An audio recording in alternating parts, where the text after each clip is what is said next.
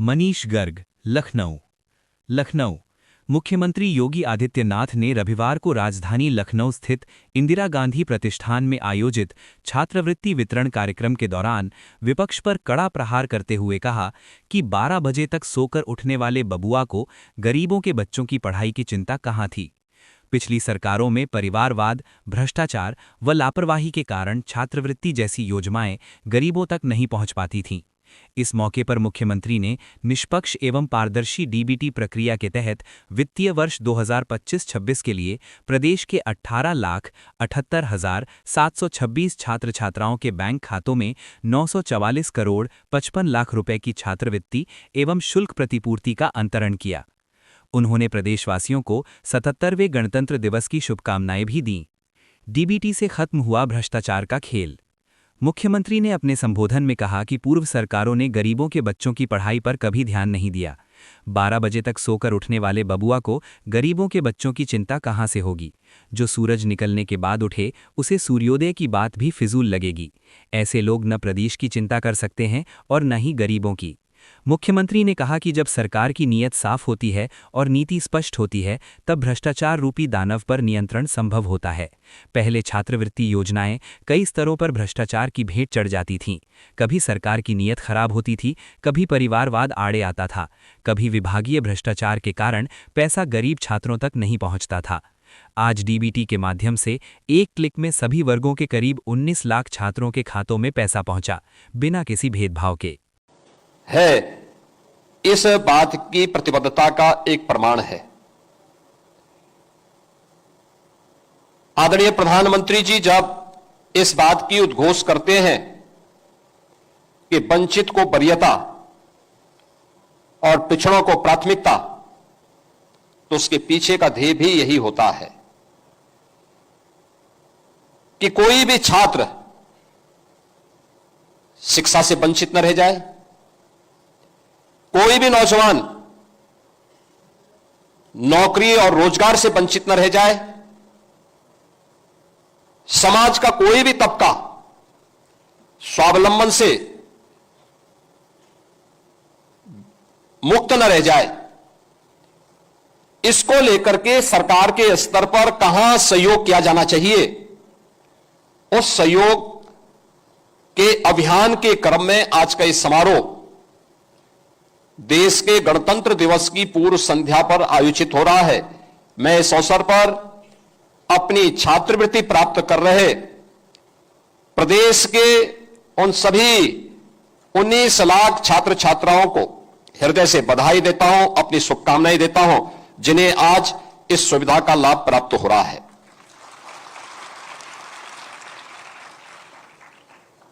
इस सुविधा में अनुसूचित जाति, अनुसूचित जनजाति, पिछड़ी जाति, सामान्य जाति और अल्पसंख्यक वर्ग से जुड़े हुए छात्रों को आज 944 करोड़ 55 लाख रुपए इस वर्ष की छात्रवृत्ति के उनके अकाउंट में सीधे डीबीटी के माध्यम से दे दिए गए। यानी नियत साफ हो, नीति स्पष्ट हो, तो भ्रष्टाचार रूपी दानों को नियंत्रित किया जा सकता है। आप सोचिए ना, इसी छात्रवृत्ति के लिए आज से 9 वर्ष पहले जो नौजवान उस समय अध्ययन करता था, इसी भ्रष्टाचार के कारण उस छात्रवृत्ति नहीं प्राप्त करता था, क्योंकि पहले तो सरकार की नीयत साफ नहीं रहती थी, अपने पराये का भेद करती थी, परिवारवाद के चंगुल से बाहर नहीं निकल पाती थी, और अगर वहां से निकला भी तो उनके गुर्गों के भ्रष्टाचार से योजनाएं कहां वंचित रह पाती थी। वहां से भी निकल गई तो फिर बाबू नीचे का बैठा हुआ समाज कल्याण विभाग का बाबू, ये उनका भी उस्ताद था, क्योंकि पैसा लेकर के नियुक्ति प्राप्त करता था। परिणाम क्या होता था? एक गरीब मारा जाता था, एक गरीब वंचित होता था, एक गरीब प्रताड़ित होता था। और इसीलिए प्रधानमंत्री जी ने कहा कि वंचित को वरीयता मिलनी चाहिए, पिछड़ों को प्राथमिकता मिलनी चाहिए, और इस वरीयता और प्राथमिकता की ही का परिणाम है कि टेक्नोलॉजी का उपयोग किया गया। ऑनलाइन सुविधा उपलब्ध कराई गई, तो यह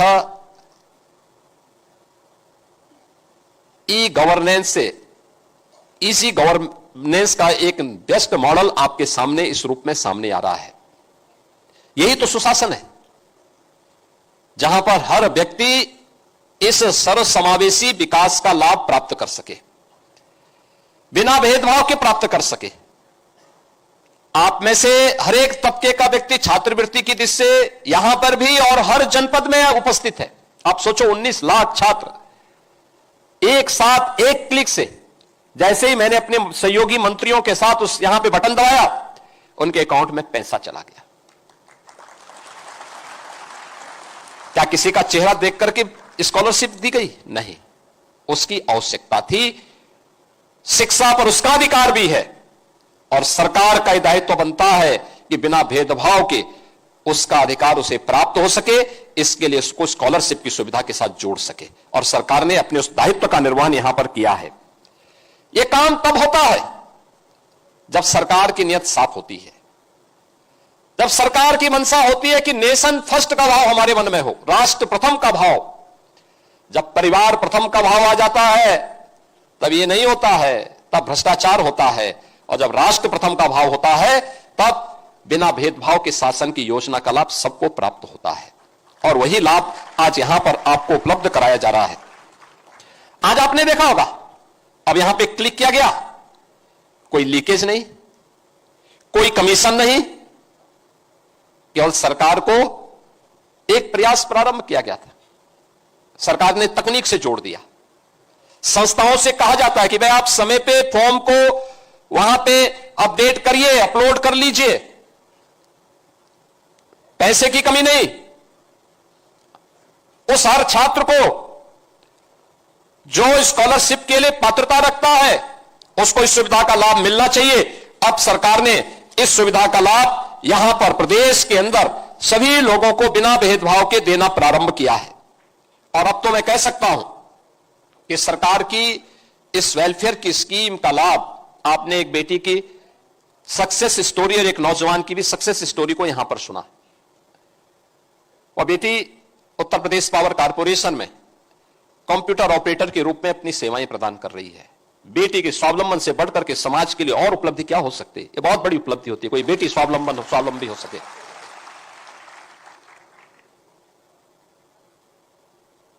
किसी नौजवान के स्वावलंबी होने से बढ़कर के देश के लिए सौभाग्य की बात दूसरी क्या हो सकती है? एक नौजवान जब कह रहा है मैं सॉफ्टवेयर इंजीनियर हूं, तो उसकी सॉफ्टवेयर की ताकत का लाभ यह देश लेता है, यह देश लेता है।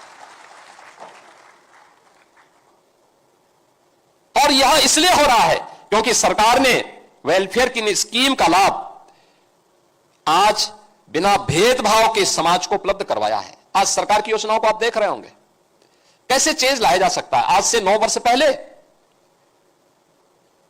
जो लोग चिल्ला रहे हैं, पीडीए की बात कर रहे हैं, जहां गरीब का बच्चा पढ़ता है प्राथमिक विद्यालय, बंदी के कगार पर थे। न भवन था, न शिक्षक था, न छात्र ही था। वहां बड़े बड़े पेड़ उगे होते थे। आज ऑपरेशन कायाकल्प ने उसकी सचमुच बेसिक शिक्षा की कायाकल्प करके रख दी है। अब तो सरकार ने यह भी तय किया है कि प्री प्राइमरी भी हम चलाएंगे। 3 से 5 वर्ष के 5-6 वर्ष तक के बच्चों के लिए प्री प्राइमरी भी हर एक आंगनबाड़ी केंद्र में संचालित होगी, जिससे बच्चे को बचपन में ही स्कूल जाने की, फिर वहां पर पोषण मिशन के साथ उस बच्चे को वहां आगे बढ़ाएंगे।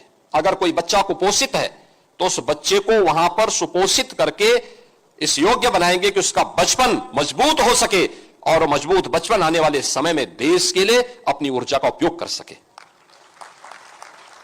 आज ऑपरेशन कायाकल्प देश के अंदर नीति आयोग की सक्सेस स्टोरी में एक है, जो बेसिक शिक्षा परिषद ने अपने यहां लागू की है। जन सहभागिता से, कन्वर्जन से, शासन के सहयोग से, जनप्रतिनिधियों की सहभागिता से ये सभी कार्यक्रम वहां पे संपन्न हुए। प्रोजेक्ट अलंकार याद करिए, आज से 8 वर्ष 9 वर्ष पहले government inter colleges, government aided inter colleges जर्जर हालत में थे। पुराने थे, अपने गौरवशाली अतीत के लिए हम सबको आकर्षित करते थे, लेकिन उनकी जर्जर स्थिति को लेकर के आंखों में आंसू आते थे। इसलिए सरकारों ने ध्यान नहीं दिया, क्योंकि वहां गरीब का बच्चा पढ़ता था और 12 बजे सोकर के उठने वाले बबुआ को कहां फुर्सत थी कि उन गरीबों के बारे में सोच सके। आप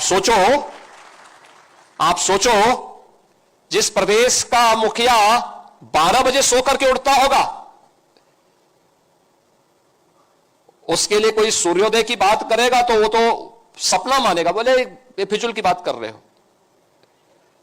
क्योंकि उसको देश दुनिया की कोई जानकारी नहीं होगी, वो लेना भी नहीं चाहेगा। और परिणाम क्या होता था? उत्तर प्रदेश के नौजवान के सामने पहचान का संकट खड़ा होता था। उनको पता ही नहीं था कि बेसिक शिक्षा उनके समय में बंजर हो चुकी थी, माध्यमिक शिक्षा नकल काटा बन चुकी थी, और पहचान का संकट यहां के नौजवानों के सामने खड़ी होती थी। कुछ चंद माफिया यहां के नौजवानों के भविष्य के साथ खिलवाड़ करते थे। उस माफिया को जब क्रैश किया गया, नकल पर सख्ती से रोक लगाई गई, और उसके लिए प्रोजेक्ट अलंकार योजना ला करके उन स्कूलों का, आज देखिए आप जितने भी गवर्नमेंट इंटर कॉलेजेस हैं, एडेड इंटर कॉलेजेस हैं, प्रोजेक्ट अलंकार के अंतर्गत हमने पैसा दिया है। आज उनके भव्य भवन फिर से अपने गौरव की ओर हम सबका ध्यान आकर्षित करते हैं। आज वहां पे अच्छे भवन हो चुके, गरीब का बच्चा भी पढ़े, श्रमिक का बच्चा भी पढ़े, और निराश्रित बच्चा भी पढ़ सकता, अच्छी शिक्षा ले सकता। अटल आवासीय विद्यालय, और अब तो सीएम कंपोजिट विद्यालय, अटल आवासीय विद्यालय की तर्ज पर वर्ल्ड क्लास इंफ्रास्ट्रक्चर के साथ तैयार हो रहे हैं। हमने एक एक विद्यालय को 30-30 करोड़ रुपए दिया है बनाने के लिए। हमने कहा गरीब का बच्चा पढ़ना चाहिए, अच्छी शिक्षा उसको मिलनी चाहिए, क्वालिटी एजुकेशन पर ध्यान दो। नेशनल एजुकेशन पॉलिसी के सभी लक्ष्यों को प्राप्त करने की दिशा में कार्य करो। कस्तूरबा गांधी विद्यालय में गरीब की बेटियां पढ़ती थी, उन बेटियों के लिए केवल 8वीं तक स्कूल थे। हमने कहा नहीं, वो बेटियां स्कूल पढ़ सके, इसको इंटरमीडिएट तक कर दो, 10-12वीं तक इसको करो। आज वे बेटियां वहां पढ़ती हैं, सारा खर्चा सरकार उपलब्ध करवाती है। आज वहां पर आज देख रहे होंगे समाज कल्याण विभाग के द्वारा सर्वोदय विद्यालय का संचालन हो रहा है, सब खर्चा विभाग उठाता है, अच्छी क्वालिटी एजुकेशन है। सैनिक स्कूल बन रहे हैं, शिक्षा के साथ साथ स्किल डेवलपमेंट, खेल और नवाचार के भी नए केंद्र हमारे स्कूल बन रहे हैं। अभ्युदय योजना के माध्यम से अब नीट की तैयारी करनी हो, आईआईटी जेईई की तैयारी करनी हो, या फिर किसी भी अन्य प्रतियोगी परीक्षाओं की तैयारी, अभ्युदय कोचिंग दोनों मोड पे आपके लिए मौजूद है, फिजिकल भी और वर्चुअल भी। आप चाहेंगे कि हमें क्लास अटेंड करना है, आप उसका टेस्ट पास करिए, आपके लिए सुविधा मिलेगी। और इसका संचालन कौन कर रहे हैं? इसका संचालन करवाया जा रहा है जिसने नीट की परीक्षा क्वालिफाई की है, जिसने आईआईटी जेईई के माध्यम से डिग्री ली है, जिसने आईएएस यानी यूपीएससी की, उत्तर प्रदेश पब्लिक सर्विस की परीक्षा को पास करने के बाद सर्विस ज्वाइन की है, वे नौजवान ही वहां पर अपना समय देकर के अपने अपने जनपदों में इसका संचालन भी कर रहे हैं। और आप भी उस सुविधा का लाभ प्राप्त कर सकते हैं। मुझे बहुत अच्छा लगता है जब मैं देखता हूं कि यूपीएससी का रिजल्ट आता है, Uttar Pradesh public service commission का, या किसी भी अन्य प्रतियोगी परीक्षाओं के परिणाम आते हैं, तो अभ्युदय के बच्चे भी उसमें अच्छा स्थान प्राप्त करते हैं। अब हमारे यहां बच्चों को, यहां के बच्चों को कहीं दूसरी जगह कोचिंग की सहायता लेने की आवश्यकता नहीं, वे यहीं पर इस सुविधा का लाभ प्राप्त करेंगे। और यह भी हम लोगों ने आज यहां पर आज देखा है। आज यहां के संस्थानों में यानी इंडस्ट्री की मांग के अनुरूप स्किल डेवलपमेंट के प्रोग्राम चल रहे हैं। आज की डिमांड के अनुसार जितने भी इमर्जिंग टेक्नोलॉजी है, उसको वहां पर उनके सर्टिफिकेट, डिप्लोमा और डिग्री कोर्सेज प्रारंभ हुए हैं। एआई के बारे में, रोबोटिक के बारे में, ड्रोन टेक्नोलॉजी के बारे में, स्पेस टेक्नोलॉजी के बारे में, ये सभी कुछ आज हमारे संस्थानों में उत्तर प्रदेश के अंदर ही हम उसकी ट्रेनिंग दे रहे हैं। इसके बारे में अपने नौजवानों को तैयार कर रहे हैं। और खेल के बारे में भी स्पोर्ट्स का जो नया इंफ्रास्ट्रक्चर तैयार हो रहा है, आज आप देख रहे होंगे प्रदेश के अंदर हर गांव में खेल का मैदान तैयार करवाया जा रहा है। हर ब्लॉक स्तर पर एक मिनी स्टेडियम, जनपद स्तर पर स्टेडियम की तैयारी। प्रधानमंत्री जी का भी इसमें विशेष ध्यान है। अलग अलग प्रकार से उन्होंने खेलो इंडिया खेलों के माध्यम से, फिट इंडिया मूवमेंट के माध्यम से, सांसद खेलकूद प्रतियोगिता के माध्यम से, राज्य सरकार ने भी प्रधानमंत्री जी की प्रेरणा से विधायक खेलकूद प्रतियोगिता, ग्रामीण लीग की प्रतियोगिताओं के माध्यम से, स्कूल कॉलेजेस के माध्यम से भी विभिन्न प्रकार की प्रतियोगिताएं आज आगे बढ़ रही हैं। और आज उसका परिणाम है कि खेलकूद की गतिविधियों को भी तेजी के साथ आगे बढ़ाने में मदद मिल रही है। सरकार इस पर ध्यान दे रही है। हमारे संस्थान आने वाले समय में किसी भी अंतर्राष्ट्रीय प्रतियोगिता के लिए अपने नौजवानों को तैयार कर सके, इसके लिए खेल इंफ्रास्ट्रक्चर को और मजबूत किया जा रहा है। हमारी सरकार ने तय किया है, यानी हम लोग मेजर ध्यानचंद जो हॉकी के जादूगर कहे जाते थे, मेजर ध्यानचंद के नाम पे स्पोर्ट्स यूनिवर्सिटी मेरठ में बन रही है। साथ साथ हम हर कमिश्नरी पे एक एक स्पोर्ट्स कॉलेज के निर्माण के कार्यक्रम को भी आगे बढ़ा रहे हैं। हर कमिश्नरी स्तर पर एक स्पोर्ट्स कॉलेज हो, स्थान एक एक कॉलेज को एक एक दो दो खेल देंगे, सेंटर ऑफ एक्सीलेंस के रूप में आप विकसित करिए, नौजवानों को तराशिए, आगे बढ़ाइए। हमारा नौजवानों सब कुछ कर सकता है, जो देश का सम्मान गौरव के साथ दुनिया के मंच पर, वैश्विक मंच पर आगे बढ़ाने का काम करेगा। यह हमारे संस्थान और हमारा युवा करेगा। और आज उस दिशा में हम लोगों ने इस कार्यक्रम को आगे बढ़ाया है। यह छात्रवृत्ति उसी दिशा में किए जाने वाले प्रयास का परिणाम है। मुझे अच्छा लगता है, अब ये योजनाएं केवल योजनाएं ही नहीं है। आज जो छात्रवृत्ति का वितरण हो रहा है, आप अनुमान करिए कि इन योजनाओं के माध्यम से इसमें छात्रों की संख्या, समाज कल्याण विभाग में अनुसूचित जाति के 6,37,012 छात्रों की संख्या, सामान्य के 3,04,525, अन्य पिछड़ा वर्ग के 7,35,955, अल्पसंख्यक कल्याण के 1,98,139 और अनुसूचित जनजाति के 3,095, यानी 18,78,726 छात्रों को 944 करोड़ 55 लाख रुपए की राशि आज यहां पर एक साथ इस वर्ष की उनके अकाउंट में भेजी गई है। मैं इसके लिए इन सभी छात्रों को हृदय से बधाई देता हूं, अपनी शुभकामनाएं देता हूं। सरकार ने प्राथमिकता के आधार पर उन सभी कार्यक्रमों को आगे बढ़ाया है। यह तो छात्रों के लिए है, लेकिन अन्य लोगों के लिए भी सरकार ने काम किया है। वृद्धावस्था पेंशन याद करिए, पहले 500 रुपये मिलती थी, आज हम लोग 67,50,000 पेंशनर्स को 12,000 रुपये सालाना पेंशन की सुविधा का लाभ देते हैं। और इसमें हम लोगों ने इस सुविधा में वृद्धि की है। और यह अब तक हम लोग यानी यहां पर भी इन सभी को यह सुविधा निरंतर ऑनलाइन उनके खातों में दी जाती है, यानी कोई लीकेज नहीं और कोई करप्शन भी नहीं। राष्ट्रीय पारिवारिक लाभ योजना के अंतर्गत भी हम लोगों ने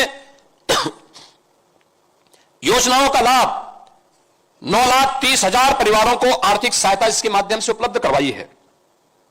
और बेटी पढ़ेगी भी और बेटी की ब्याह के लिए, शादी के लिए भी मुझे प्रसन्नता है कि अब तक प्रदेश में हम लोगों ने 5,20,000